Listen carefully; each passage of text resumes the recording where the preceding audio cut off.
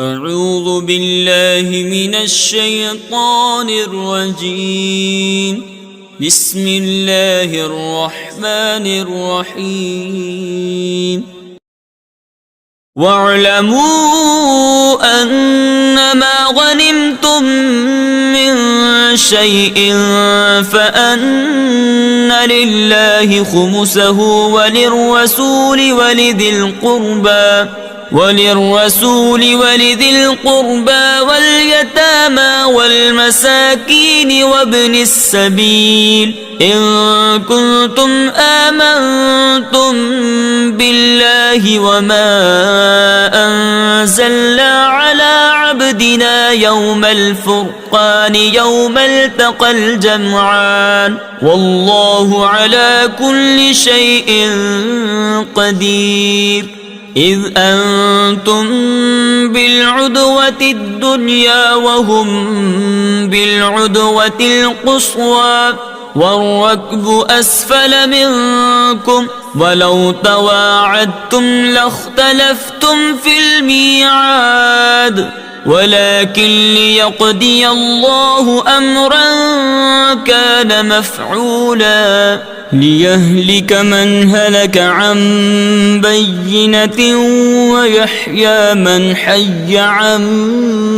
بينة وإن الله لسميع عليم. إذ يريكهم الله في منامك قليلا ولو أراكهم كثيرا لفشلتم ولتنازعتم في الأمر ولكن الله سلم إنه عليم بذات الصدور. وإذ يريكموهم إذ التقيتم في أعينكم قليلا ويقللكم في أعينهم ليقضي الله أمرا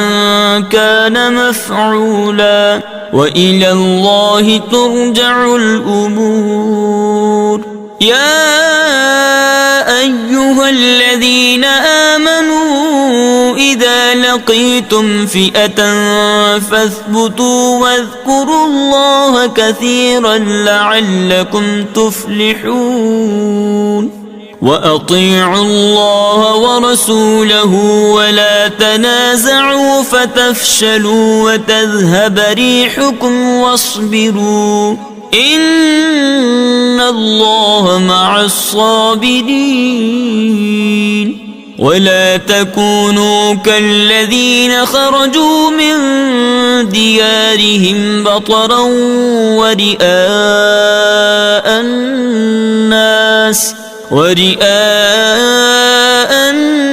الناس ويصدون عن سبيل الله والله بما يعملون محيط. وإذ زين لهم الشيطان أعمالهم وقال لا غالب لكم اليوم من الناس وإني جار لكم فلما تراءت الفئتان نكص على عقبيه وقال إني بريء منكم إني أرى ما لا ترون إني أخاف الله والله شديد العقاب. إذ يقول المنافقون والذين في قلوبهم مرض غر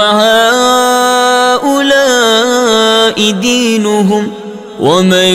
يتوكل على الله فإن الله عزيز حكيم. ولو ترى إذ يتوفى الذين كفروا الملائكة يضربون وجوههم وأدبارهم وذوقوا عذاب الحريق. ذلك بما قدمت أيديكم وأن الله ليس بظلام للعبيد كدأب آل فرعون والذين من قبلهم كفروا بآيات الله فأخذهم الله بذنوبهم إن الله قوي شديد العقاب ذلك بأن الله لم يك مغيرا نعمة أنعمها على قوم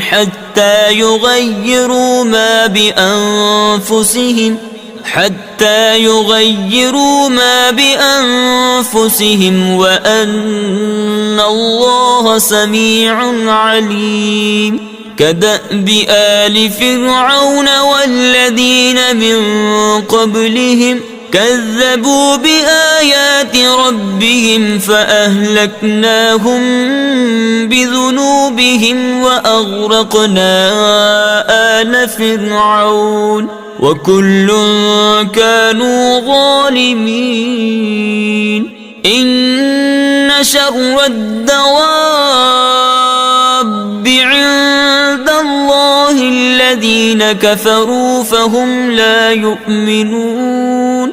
الذين عاهدت منهم ثم ينقضون عهدهم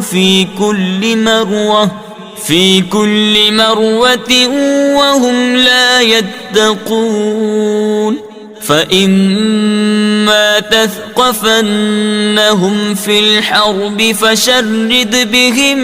من خلفهم لعلهم يذكرون وإما تخافن من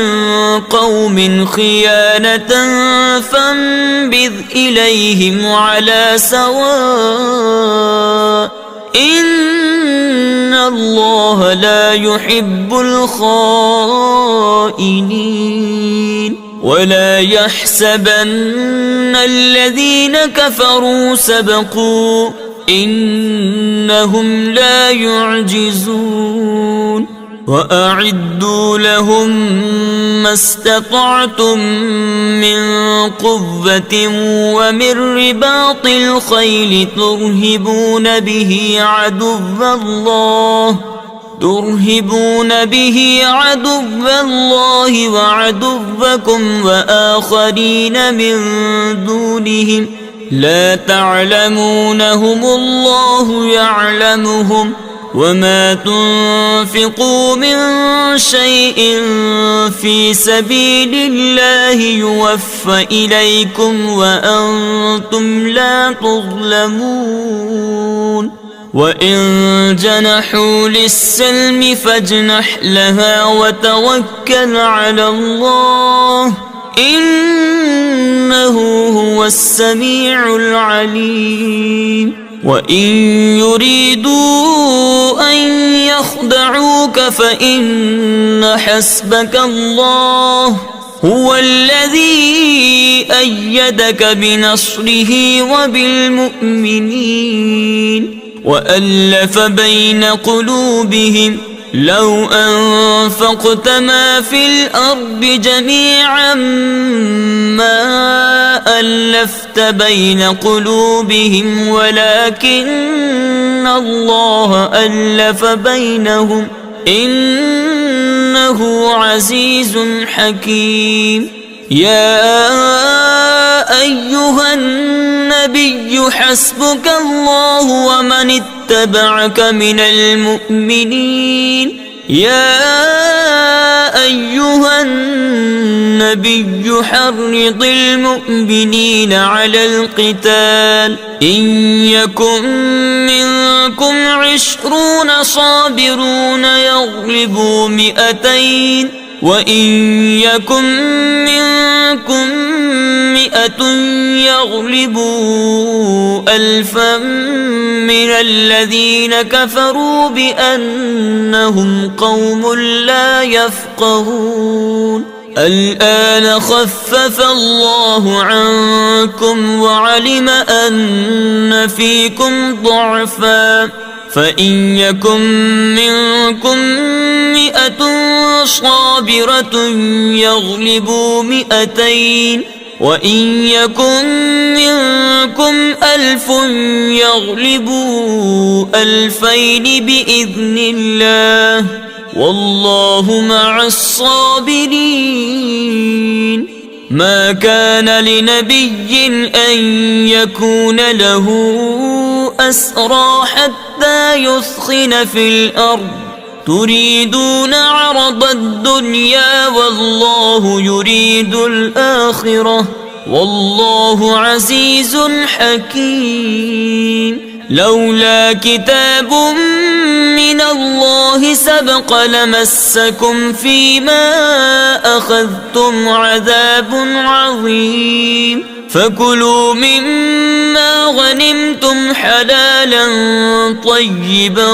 واتقوا الله إن الله غفور رحيم. يا أيها النبي قل لمن في أيديكم من الأسرى إن يعلم الله في قلوبكم خيرا يؤتكم خيرا مما أخذ منكم ويغفر لكم والله غفور رحيم. وإن يريدوا خيانتك فقد خانوا الله من قبل فأمكن منهم والله عليم حكيم. إن الذين آمنوا وهاجروا وجاهدوا بأموالهم وأنفسهم في سبيل الله والذين آووا ونصروا أولئك بعضهم أولياء بعض والذين آمنوا ولم يهاجروا ما لكم من ولايتهم من شيء حتى يهاجروا وإن استنصروكم في الدين فعليكم النصر إلا على قوم بينكم وبينهم ميثاق والله بما تعملون بصير. والذين كفروا بعضهم أولياء بعض إلا تفعلوه تكن فتنة في الأرض وفساد كبير. والذين آمنوا وهاجروا وجاهدوا في سبيل الله والذين آووا ونصروا أولئك هم المؤمنون حقا لهم مغفرة ورزق كريم. والذين آمنوا من بعد وهاجروا وجاهدوا معكم فأولئك منكم وأولو الأرحام بعضهم أولى ببعض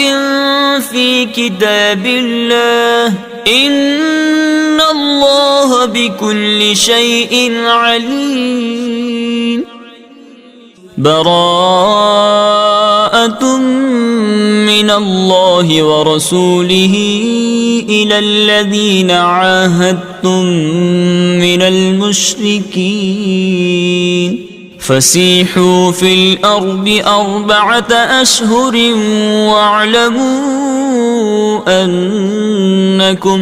واعلموا أنكم غير معجز الله وأن الله مخزي الكافرين.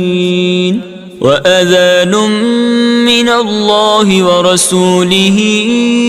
إلى الناس يوم الحج الأكبر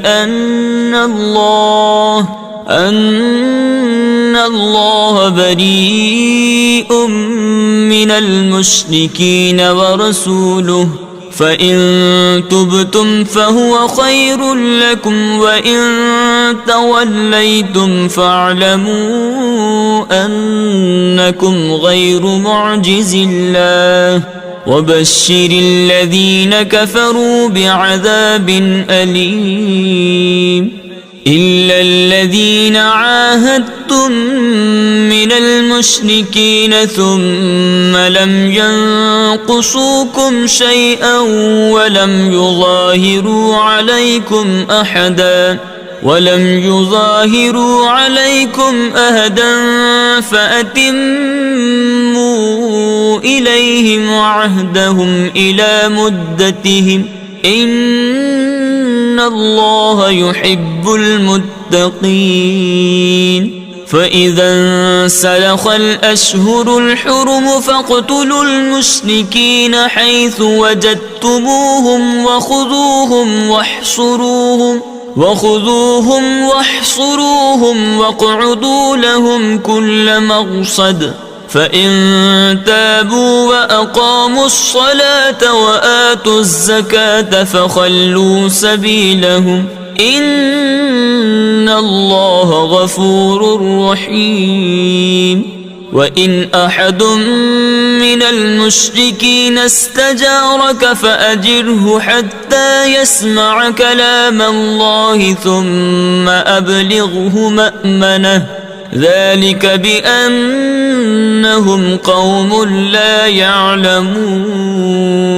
كيف يكون للمشركين عهد عند الله وعند رسوله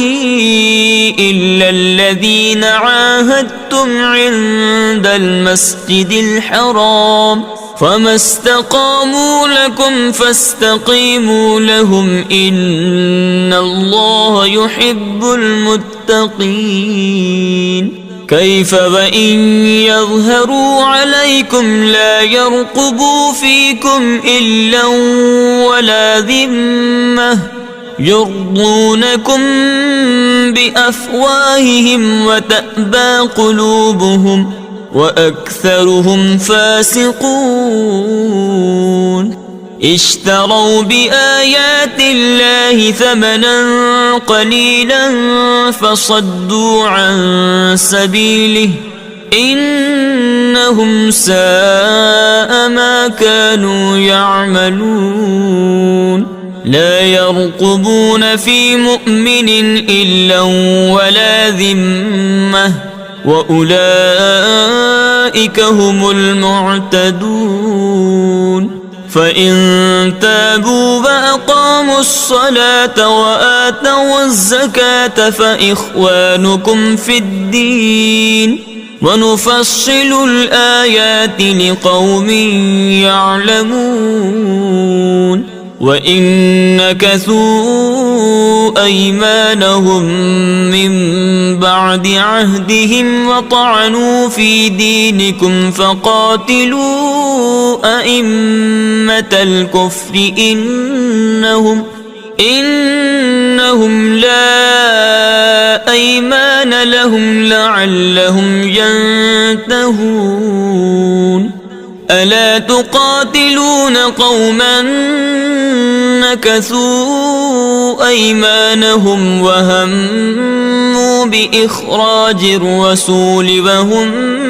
بدؤوكم أول مرة أتخشونهم فالله أحق أن تخشوه إن كنتم مؤمنين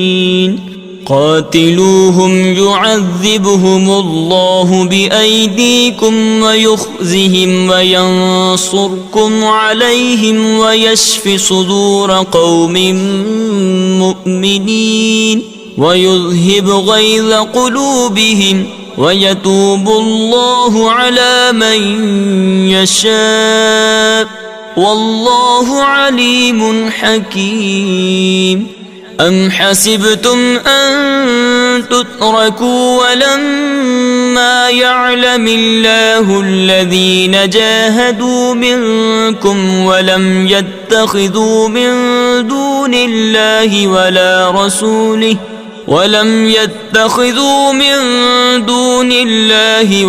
رسوله ولا المؤمنين وليجة والله خبير بما تعملون. ما كان للمشركين أن يعمروا مساجد الله شاهدين على أنفسهم بالكفر أولئك حبطت أعمالهم وفي النار هم خالدون. إنما يعمر مساجد الله من آمن بالله واليوم الآخر وأقام الصلاة وآتى الزكاة ولم يخش إلا الله فعسى أولئك أن يكونوا من المهتدين. أجعلتم سقاية الحاج وعمارة المسجد الحرام كمن آمن بالله واليوم الآخر وجاهد في سبيل الله لا يستوون عند الله والله لا يهدي القوم الظالمين. الذين آمنوا وهاجروا وجاهدوا في سبيل الله بأموالهم وأنفسهم أعظم درجة عند الله وأولئك هم الفائزون. يبشرهم ربهم برحمة منه ورضوان وجنات لهم فيها نعيم مقيم خالدين فيها أبدا إن الله عنده أجر عظيم. يا أيها الذين آمنوا لا تتخذوا آباءكم وإخوانكم أولياء إن استحبوا الكفر على الإيمان ومن يتولهم منكم فأولئك هم الظالمون. قل إن كان آباؤكم وأبناؤكم وإخوانكم وأزواجكم وعشيرتكم وأموال اقترفتموها وتجارة تخشون كسادها ومساكن ترضونها أحب إليكم من الله ورسوله وجهاد في سبيله فتربصوا حتى يأتي الله بأمره والله لا يهدي القوم الفاسقين. لقد نصركم الله في مواطن كثيرة ويوم حنين إذ أعجبتكم كثرتكم فلم تغن عنكم شيئا وضاقت عليكم الأرض بما رحبت ثم وليتم مدبرين. ثم أنزل الله سكينته على رسوله وعلى المؤمنين وأنزل جنودا لم تروها وعذب الذين كفروا وذلك جزاء الكافرين. ثم يتوب الله من بعد ذلك على من يشاء والله غفور رحيم. يا أيها الذين آمنوا إنما المشركون نجس فلا يقربوا المسجد الحرام بعد عامهم هذا وإن خفتم عيلة فسوف يغنيكم الله من فضله إن شاء إن الله عليم حكيم. قاتلوا الذين لا يؤمنون بالله ولا باليوم الآخر ولا يحرمون ما حرم الله ورسوله ولا يدينون دين الحق من الذين أوتوا الكتاب حتى يعطوا الجزية عن يد وهم صاغرون. وقالت اليهود عزير ابن الله وقالت النصارى المسيح ابن الله ذلك قولهم بأفواههم يضاهئون قول الذين كفروا من قبل قاتلهم الله أنى يؤفكون. اتخذوا أحبارهم ورهبانهم أربابا من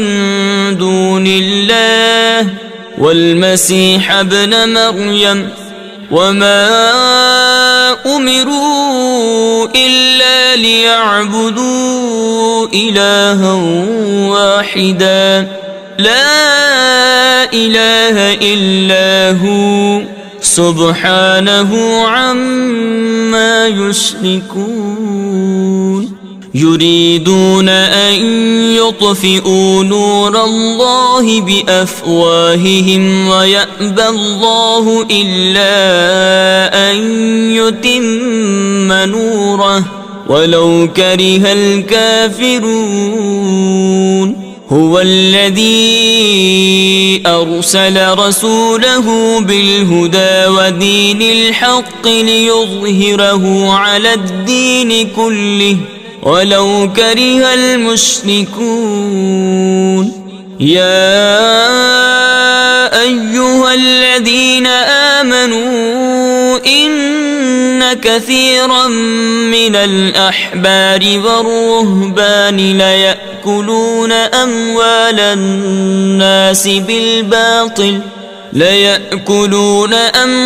الناس بالباطل ويصدون عن سبيل الله والذين يكنزون الذهب والفضة ولا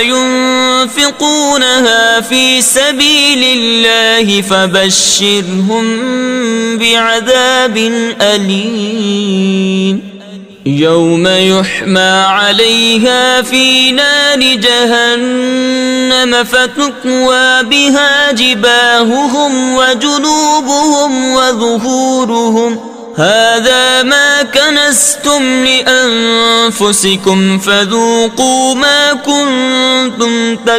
تكنزون. إن عدة الشهور عند الله 12 شهرا في كتاب الله يوم خلق السماوات والأرض منها 4 حرم ذلك الدين القيم فلا تظلموا فيهن أنفسكم وقاتلوا المشركين كافة كما يقاتلونكم كافة واعلموا أن الله مع المتقين. إنما المسيء زيادة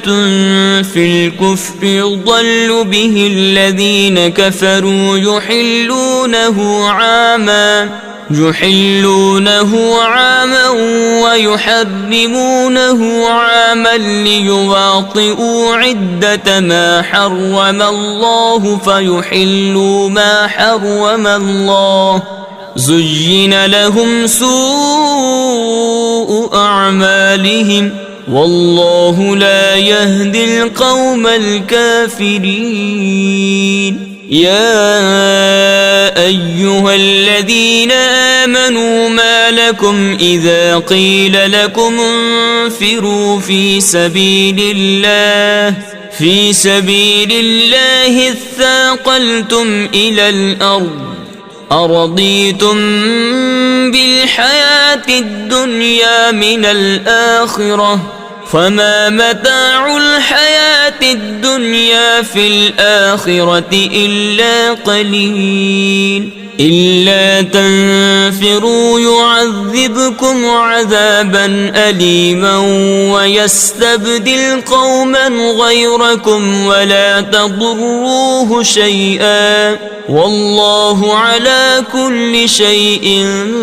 قدير. إلا تنصروه فقد نصره الله إذ أخرجه الذين كفروا ثاني اثنين إذ هما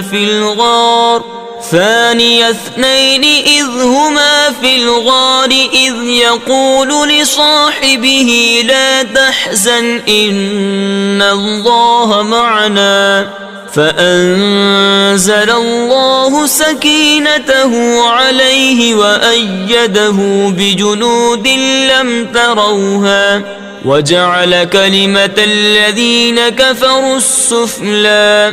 وكلمة الله هي العليا والله عزيز حكيم. انفروا خفافا وثقالا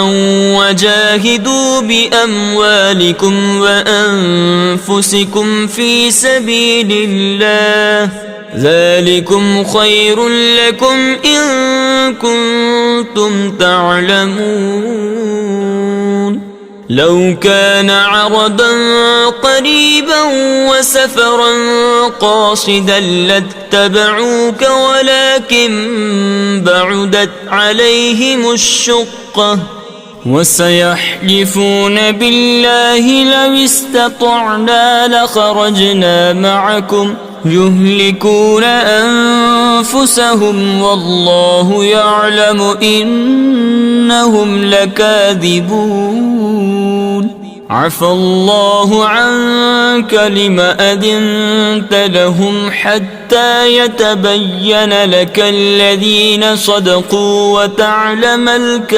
الكاذبين. لا يستأذنك الذين يؤمنون بالله واليوم الآخر أن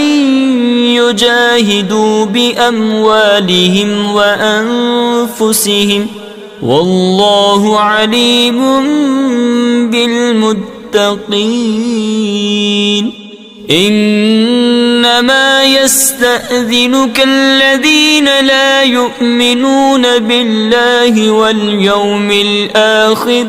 واليوم الآخر وارتابت قلوبهم فهم في ريبهم يترددون.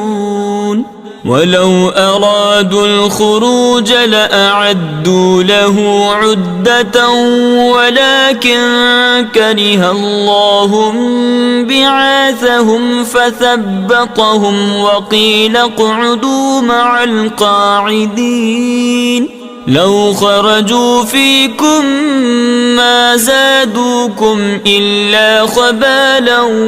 ولأوضعوا خلالكم يبغونكم الفتنة وفيكم سماعون لهم والله عليم بالظالمين. لقد ابتغوا الفتنة من قبل وقلبوا لك الأمور حتى جاء الحق وظهر أمر الله وهم كارهون ومنهم من يقول ائذن لي ولا تفتني ألا في الفتنة سقطوا وإن جهنم لمحيطة بالكافرين إن تصبك حسنة تسؤهم وإن تصبك مصيبة يقولوا قد أخذنا أمرنا من قبل ويتولوا وهم فرحون قل لن يصيبنا إلا ما كتب الله لنا هو مولانا وعلى الله فليتوكل المؤمنون قل هل تربصون بنا إلا إحدى الحسنيين ونحن نتربص بكم أن يصيبكم الله بعذاب من عنده أو بأيدينا فتربصوا إنا معكم متربصون قل أنفقوا طوعا أو كرها لن يتقبل منكم إنكم كنتم قوما فاسقين وما منعهم أن تقبل منهم نفقاتهم إلا أنهم كفروا بالله وبرسوله ولا يأتون الصلاة إلا وهم كسالى ولا ينفقون إلا وهم كارهون فلا تعجبك أموالهم ولا أولادهم إنما يريد الله ليعذبهم بها في الحياة الدنيا وتزهق أنفسهم وهم كافرون ويحلفون بالله إنهم لمنكم وما هم منكم ولكنهم قوم يفرقون لو يجدون ملجأ أو مغارات أو مدخلا لولوا إليه وهم يجمحون ومنهم من يلمزك في الصدقات فإن أعطوا منها رضوا وإن لم يعطوا منها إذا هم يسخطون ولو أنهم رضوا ما آتاهم الله ورسوله وقالوا حسبنا الله سيؤتينا الله من فضله ورسوله إنا إلى الله راغبون إنما الصدقات للفقراء والمساكين والعاملين عليها والمؤلفة قلوبهم وفي الرقاب والغانمين وفي سبيل الله وابن السبيل فريضة من الله والله عليم حكيم ومنهم الذين يؤذون النبي ويقولون هو أذن قل أذن خير لكم يؤمن بالله ويؤمن للمؤمنين ورحمة للذين آمنوا منكم والذين يؤذون رسول الله لهم عذاب أليم يحلفون بالله لكم ليرضوكم والله ورسوله أحق أن يرضوه إن كانوا مؤمنين ألم يعلموا أنه من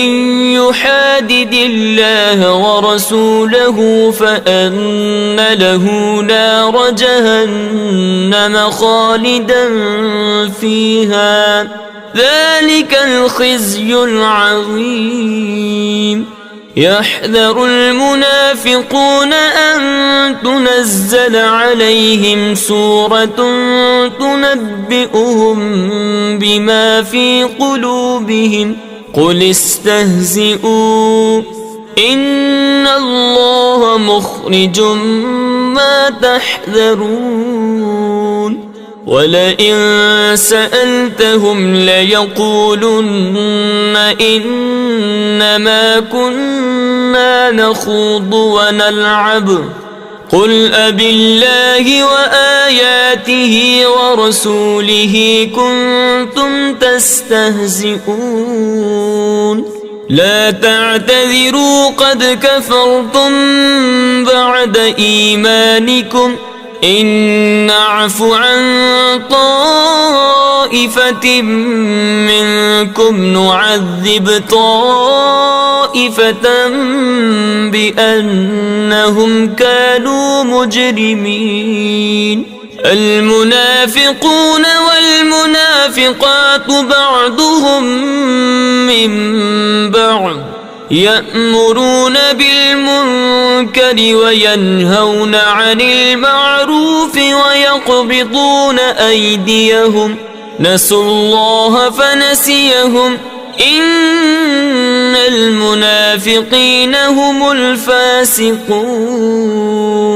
وعد الله المنافقين والمنافقات والكفار نار جهنم خالدين فيها هي حسبهم ولعنهم الله ولهم عذاب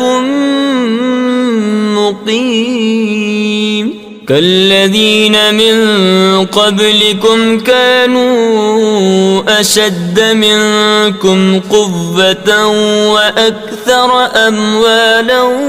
وأولادا فاستمتعوا بخلاقهم فاستمتعتم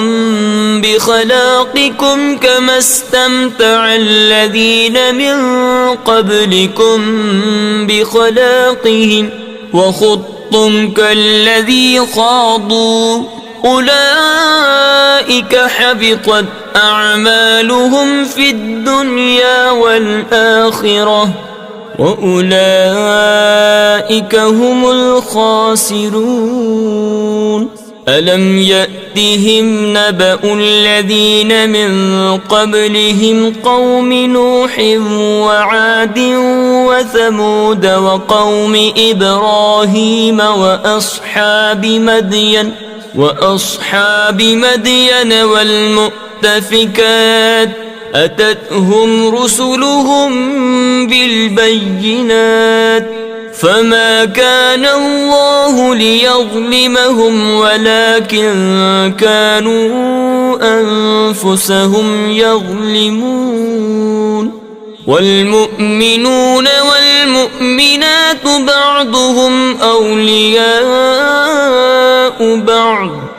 يأمرون بالمعروف وينهون عن المنكر ويقيمون الصلاة ويؤتون الزكاة ويطيعون الله ورسوله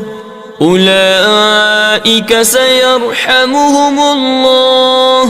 إن الله عزيز حكيم وعد الله المؤمنين والمؤمنات جنات تجري من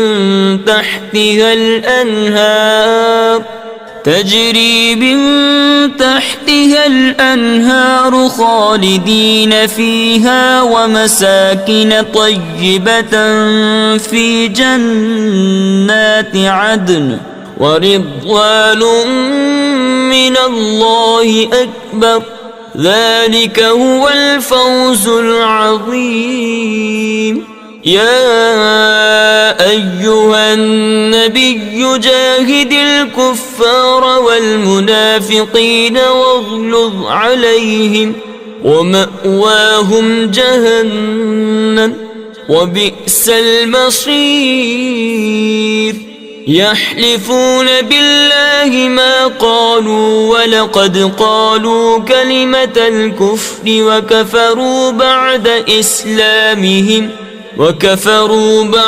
إسلامهم وهموا بما لم ينالوا وما نقموا إلا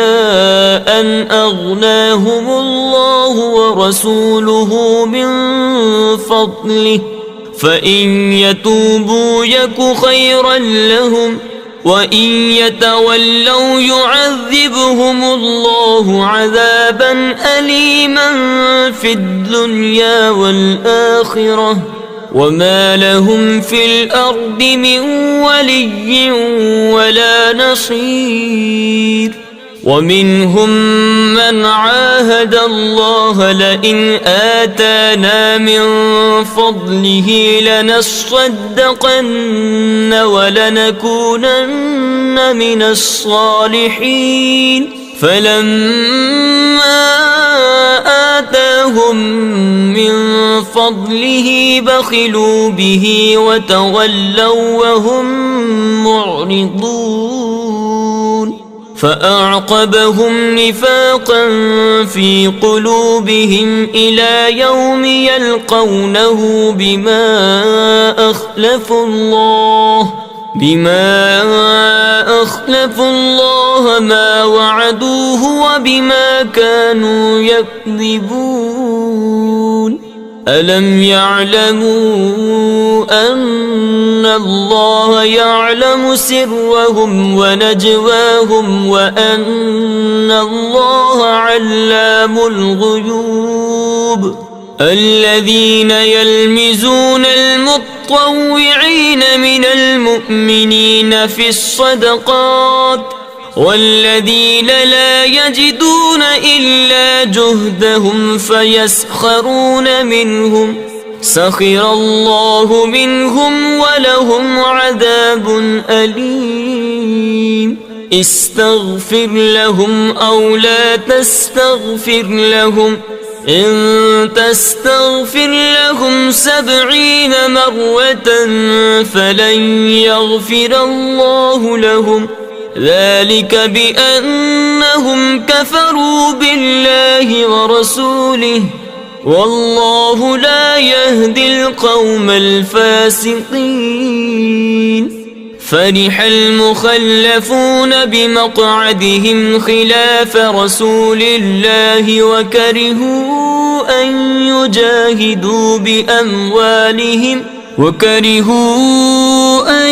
يجاهدوا بأموالهم وأنفسهم في سبيل الله وقالوا لا تنفروا في الحر قل نار جهنم أشد حرا لو كانوا يفقهون. فليضحكوا قليلا وليبكوا كثيرا جزاء بما كانوا يكسبون. فإن رجعك الله إلى طائفة منهم فاستأذنوك للخروج فقل لن تخرجوا معي أبدا ولن تقاتلوا معي عدوا إنكم رضيتم بالقعود أول مرة فاقعدوا مع الخالفين ولا تصل على أحد منهم مات أبدا ولا تقم على قبره